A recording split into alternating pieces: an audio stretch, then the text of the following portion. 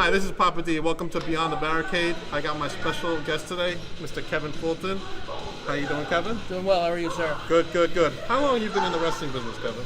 I started with Victory Pro Wrestling at the training school that we used to have in January of 2008, and I had my first match in May of 2008. So you can say 10 years. 10 years? That's awesome. Who has been your biggest mentor here in BPW? Oof.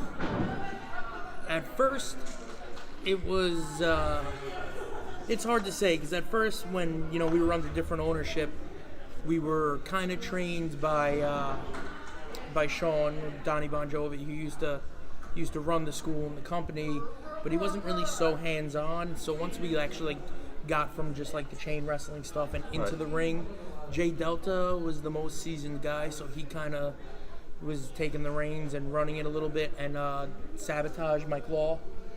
And then I'd say a year in, Ricky Reyes came in and took over, and he took a bunch of guys that were just doing moves to do moves, because you do moves, and he taught us pro wrestling. So I'd have to say Ricky Reyes.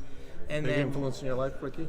Absolutely, very much so. And he kind of brought us all at the same time, and then we were kind of all, then we got to a level where he trusted us, and we kind of all played off each other and said, hey man, why don't you try this? And there's a core group of us that have been here like that whole time. Is it the core four that I hear so much about? Yeah, it was, but then it expanded into really everybody, like the core four was me, Tibbs, EJ Risk, and VSK, and that kind of just came to be because if we were in a locker room, it was the four of us. We were, doing something on a Friday night. It was it was a friend thing. It wasn't so much a wrestling thing.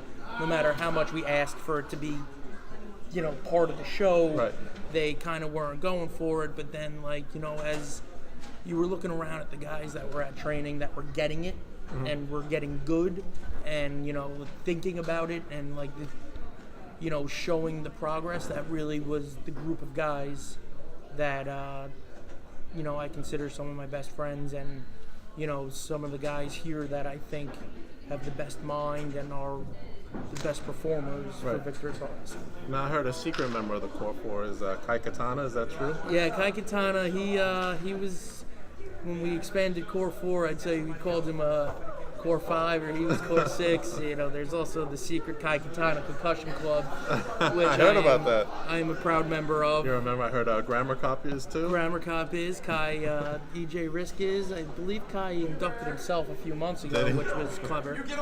But yeah, man, it was but it was really it was Reyes. Reyes taught us all how how to think and how to move, and to just slow down, and how to work instead of spot after spot after spot after spot after spot.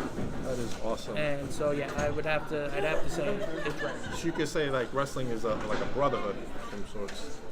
Yeah, very strong brotherhood. Absolutely, because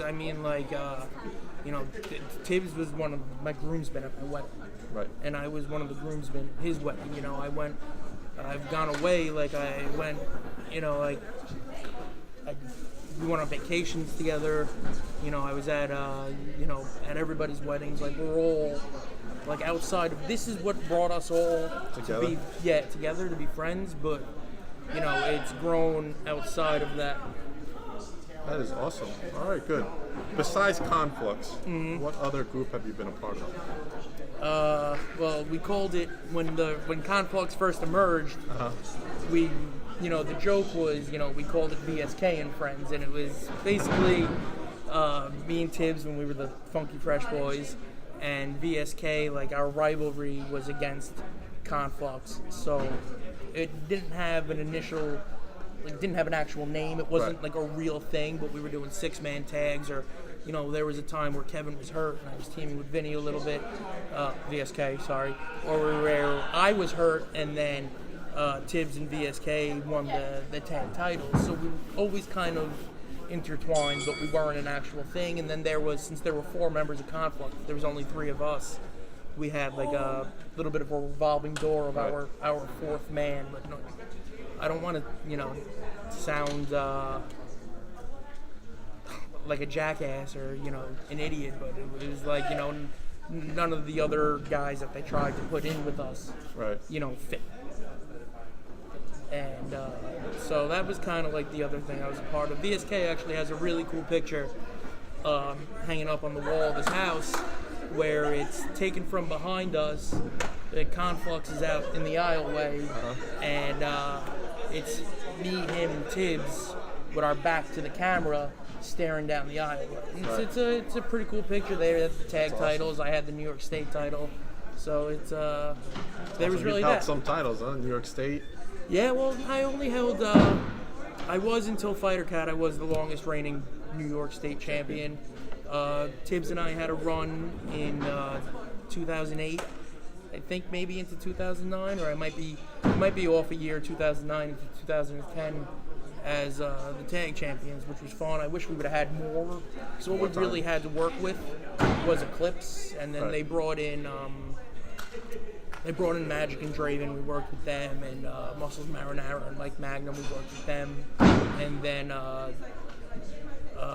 Los Pendejos, Lucha Cruz and Rios. I don't know. They do some stuff now with Lucha Masks. Their whole thing is super cool looking. But they were from Florida, and they brought them up a few times for us to work with, and they were a lot of fun to work with because they had, they did they were good wrestling, but they also did comedy. So it was a lot of fun for us to kind of to mesh with them. Because if you're taking yourself too serious, then you're not. Absolutely awesome. All right, what has been your greatest fan interaction? Oh boy, my greatest fan interaction. I think he brought a sign once in a picture frame, and I put my fist through it. That was a lot of fun. You know what? I was right there with him, so Yeah, I know that was I think you might have had video of it, which was exciting. It wasn't my greatest fan interaction. I'm just going to say that you were lucky it wasn't glass. Yeah, you know what? I thought about that when I looked at my hand. I was like, oh, good thing I'm not bleeding. One time, it was like years and years and years ago, and we had a small. Can I curse in this? Sure, why not? We did a small crowd, and the crowd was kind of like, like teenagers who were trying to be part of the show and stuff. And I'm trying to get some type of reaction, and I'm up on the second rope, and I got Jay Meltzer hooked up, and I look down and I go, superplex, and this guy looks up at me and goes, fuck you, right in my face, and I it was so hard not to laugh because it was hysterical. But I once, many years ago, before I had, a good real job, I was delivering pizza, and I knocked on somebody's door, and this 10-year-old girl answered the door, and she looks up at me and she was like, aren't you K-Fresh? And I was like, K who? Who are you talking about? Yeah, I tried to play it off, because you're supposed to be these larger-than-life characters, and now I'm at your door with a pepperoni pie asking for $17.95. It doesn't really come off great. So. That is awesome. So what do you hope to accomplish as commissioner here at Victory Pro Wrestling? Oh, man. Help develop talent? Yeah, I'm kind of trying to look out for a little bit for the in reality. I know during the show and character wise, I'm basically just looking out for Jay Delta and myself. A real leader in the locker room, yeah. But I'm trying and help these guys come up with things for their match, different things. I'm actually now that I'm not wrestling, I get to actually watch every match. Right. So guys come back, I've got small little, and I mean, who am I to critique anybody? I'm nobody from nowhere who didn't, make it big, brother. But you've been in the business 10 years. I've been here, and I learned from Reyes, who I consider to be one of the best wrestlers in the world, and I heard 100% of what he said, retained 80% of it, probably applied 40% of it, but I still can recognize when somebody's doing something right or wrong, or could have made something better, or could have garnered this reaction instead of that reaction. So if I see it and I notice it, and I'm looking for the small things, then I'm going to tell you about it, because might be something that the crowd as a whole won't see or think of or even, recognize, but people who know what they're looking at, and it's just going to make everything you do better, then I'm going to let you know. And after every match, hey, come over here, even if it's like something so small as you kicked out, but you laid there flat dead like a fish, come up to a side, look around, Right. Even the smallest things, I'll pick it out and I'll let you know because it'll make your whole presentation better going forward. So that's what I'm really enjoying most about this now. And I'm having more fun now. Because I'm getting to do in front of the fans, basically I'm getting to do what I want to do, which is, just turn the music off, hand me a microphone, and Let you roll with it. just let me be me. And, don't tell me what you want me to say. If you want to give me a bullet point, great, fantastic. But I'll decide what it is once I get Take the out ball, there. run with it. And,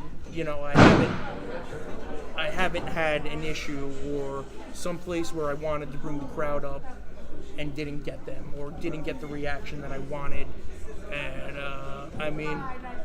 there's a lot of guys here that have really great promo skills, and it sounds like a jerk off to say it, but I feel like you hand me a microphone, there's nobody here is touching me with a microphone.